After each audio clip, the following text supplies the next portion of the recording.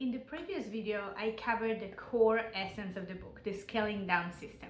And I mentioned that I will have a separate video for the street component of it. So here we are. Not every street in a neighborhood should be asked to do the same job. One of the biggest problems in conventional planning is that we keep designing streets as it has to move traffic first and support people second. Our approach is different. We separate the network into two types of streets, the people streets and the support streets. People streets are the streets that shape the everyday experience of a neighborhood. This is where kids could play, walking feels comfortable, and it doesn't feel overwhelmed by vehicle movement all the time.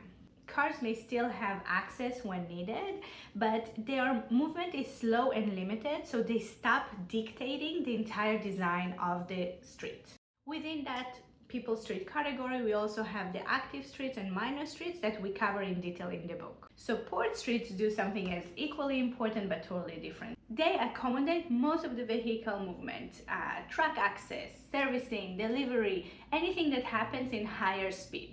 In other words, instead of letting those demands spread out throughout the neighborhood, we're concentrating them where they belong. And that changes everything, because as soon as not every street is tasked with behaving like a traffic route, you can actually start designing streets that are calmer, smaller in scale, and much pleasant to be in. First, you get streets that are much nicer for people, but you also get a much denser, more permeable network that is more connected, with more direct routes and more usable urban space.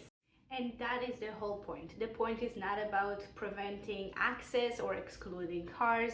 It's about being much more intentional about where these functions go. They do not undermine the streets that actually have an immense impact on our everyday life. Support what needs to move, but protect the places that get people in their everyday. Do that, we stop treating the human experience as an afterthought, and we start designing neighborhoods when the human experience is in the center, and we don't design streets just to move traffic, but actually the ones that are built for people.